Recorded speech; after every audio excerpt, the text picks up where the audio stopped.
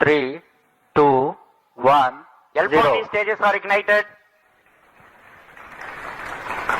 plus 5 seconds. Lift off normal. जाहिर है हम एक माइलस्टोन तो कहेंगे। सुबह 6:30 बजे इसरो यानी कि इंडिया के स्पेस एजेंसी ने सक्सेसफुली अपनी 100th लॉन्च कर दी है। इसरो ने अपना 100वां मिशन लॉन्च कर दिया है। अब ये कहा जा रहा है कि जो इसरो है उसने ये एक हिस्ट्री बनाई है। इसरो का एक और कारनामा, और इस कारनामे पर हम कहेंगे इंडिया कमाल कर दिया। इसके पीछे की आपको वजह क्या लगती है कि आज वो टेक के डिपार्टमेंट्स में, स्पेस टेक्नोलॉजीज में, साइंस में बहुत आगे बढ़ रहे हैं। उनके India will build the third rocket launch pad at ISRO's spaceport, the Satish Dhawan Space Center at Sriharikota in the state of Andhra Pradesh. लेकिन देखिए, जिन्होंने ये करके दिखाया है, इसरो के जो सोमनाथ हैं, ये उनसे पूछिए, मोदी हुकूमत से पूछें कि जब कोई नेशन अपनी मेहनत करके और उस जगह पर पहुंचती है कि जो सबको हैरान कर देती है। अब इंडिया क्योंकि आपको कह रहा है कि जी वो स्पेस स्टेशन बनाना चाहते हैं, वहां पे अपना बंदा डालना चाहते हैं। this is something they have been thinking. पूरा आलम इस्लाम, दूसरी बड़ी आबादी है मुसलमानों की औकात, इतनी सी माइनॉरिटी इसराइल ये तो चीका मार दे। एक सैटेलाइट NVS-02 के नाम से रॉकेट के साथ लॉन्च किया गया है जो कि सक्सेसफुल रहा है और ये उनकी 100th लॉन्च। हेलो दोस्तों, इसरो ने श्री हरिकोटा के सतीश धवन अंतरिक्ष केंद्र से रॉकेट लॉन्चिंग का शतक लगा दिया है। इसरो ने GSLV F-15 रॉकेट के जरिए नेविगेशन सैटेलाइट NVS-02 को बुधवार को लॉन्च किया। नाविक के तहत दूसरी पीढ़ी के 5 उपग्रह शामिल हैं। इससे पहले 29 मई 2023 को NVS-01 को GSLV F-12 के जरिए लॉन्च किया गया था। यह नेविगेशन सैटेलाइट NVS-02 परिवहन में उचित ट्रैकिंग और मार्गदर्शन में मदद करेगा। यह हवाई और समुद्री यात्रा को कुशलतापूर्वक ट्रैक करेगा। वहीं सैन्य अभियानों को अंजाम देने के लिए सुरक्षित स्थानीय नेविगेशन होने से रक्षा क्षमताओं को बढ़ाएगा। इससे पहले 29 मई 2023 को NVS-01 को GSLV F-12 के जरिए लॉन्च किया गया था। इससे पहले इसरो के अध्यक्ष डॉक्टर V नारायण ने वैज्ञानिकों की टीम के साथ तिरुमाला में भगवान वेंकटेश्वर मंदिर में पूजा की। उन्होंने रॉकेट का मॉडल भगवान के चरणों में रखा और मिशन की सफलता के लिए प्रार्थना की। सुबह 6:30 बजे इसरो यानी कि इंडिया के स्पेस एजेंसी ने सक्सेसफुली अपनी 100th लॉन्च कर दी है।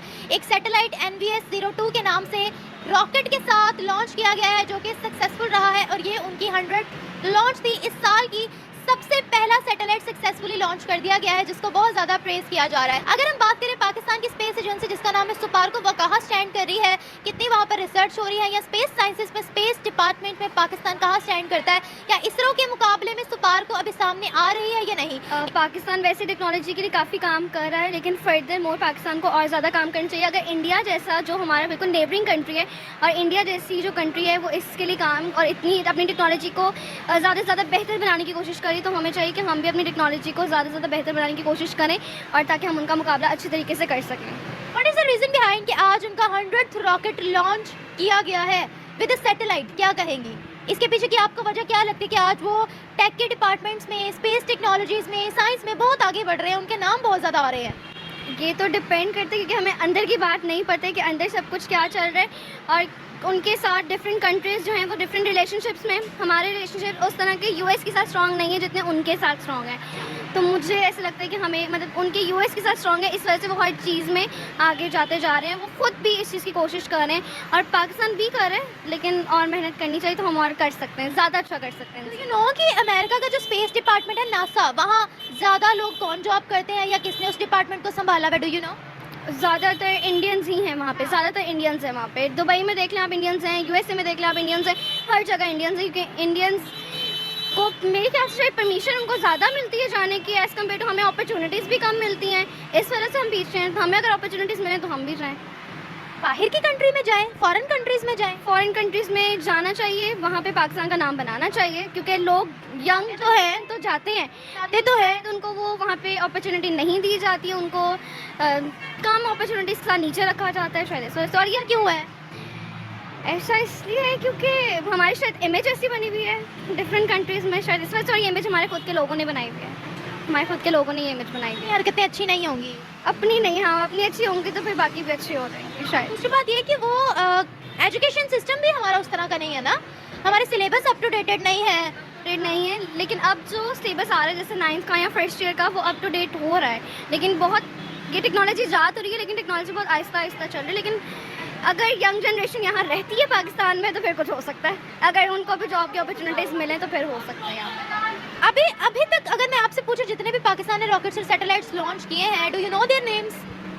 पाकिस्तान की तो सच इस तरह के सैटेलाइट के नेम्स नहीं पता, बहुत रॉकेट सैटेलाइट्स का नहीं पता? नहीं पता क्योंकि साइंस से बिल्कुल दूर, साइंस से बिल्कुल दूर, से दूर हो, नहीं मानते? नहीं मानते साइंस से बिल्कुल दूर। शायद इंटरेस्ट नहीं है उस तरीके से हमारी यूथ में, या हमें उस तरीके से पढ़ाया नहीं जाता है, शायद ये मेन वजह है कि हमें इस तरह से पढ़ाया नहीं जाता, प्रैक्टिकल चीज़ें हमें नहीं दिखाई जाती हैं, शायद इस वजह से। मैं वैसे मेरा एक जनरल क्वेश्चन था कि आप साइंस को मानते ही नहीं हो या पढ़ते ही नहीं हो? हम साइंस को मानते ही नहीं है, जैसे लगता है हम शायद साइंस को मानते नहीं, लेकिन खुद की इन्वेंशन है और कुछ स्टडीज़ है, मुझे ऐसा लगता है, मेरा ओपिनियन है। अच्छा, मतलब साइंस कुछ भी नहीं है? है लेकिन खुद ही बनाई हुई है ना, साइंस क्या है, साइंस भी हमने खुद ही बनाई हुई है, हम जो चीज़ कहते हैं, हमारे साइंटिस्ट जो चीज़ कहते हैं हम वो मान जाते हैं। अच्छा, मेरा ओपिनियन ये है। मतलब आप साइंस बिलीवर हो ही नहीं भाई? ये हवा के अंदर जो जहाज उड़ रहा है इसमें भी साइंस है, हर चीज़ में साइंस है, लेकिन हमने ये जो हमारा हाथ उठ रहा है ना इसमें भी साइंस है, हर चीज़ में पोटेंशियल एनर्जी, पोटेंशियल, हर टेंशन है, वेट है, हर चीज़ में साइंस है, लेकिन ये साइंस भी तो हमने बनाई है ना, हमने खुद, मतलब न्यूटन के सर पे अगर एप्पल गिरा है तो वो उसने बनाया, उसने सोच लिया, तो हमारी खुद की बनाई हुई साइंस है। कुछ नेचुरल चीज़ें सोचा नहीं, उसने एक्सपेरिमेंट किया, उसने इस पर रिसर्च की, हाँ उसने इस पर रिसर्च की, नेचुरल चीज़ें हैं, हमने उनको बस साइंस का नाम दिया, अदरवाइज वो नेचुरल चीज़ें ही हैं जो ऑलरेडी एग्जिस्ट करती हैं। एग्जाम्पल बहुत सारी चीज़ें ऐसी जो नेचुरल, डिजास्टर वगैरह तो सारे नेचुरल ही होते हैं, हम उनको एक वो कर देते हैं ज़्यादा, मुझे अभी तक इतना ही इसके बारे में। देखिए मेरी बात सुनिए, हर चीज़ में साइंस है, हम कैसे कह देते हैं कि हम साइंस को नहीं मानते और साइंस जो है वो हमारी खुद की बनाई हुई है? इवन हम यहाँ पर खड़े हुए हैं, इस सरफेस पे खड़े हुए हैं, तो इसमें भी साइंस है। एक तो ग्रेविटी है, दूसरा ये है कि हम लोग इस सॉलिड सरफेस पे फ्रिक्शन की वजह से खड़े हुए, और ये किसने डिस्कवर किया, किसने बताया? साइंस ने बताया। साइंस को भी तो हमने डिस्कवर किया, साइंस ने भी तो हमने ही डिस्कस किया। देखिए रिसर्च हमने की, लेकिन साइंस तो है ना हर चीज़ में। साइंस है हर चीज़ में,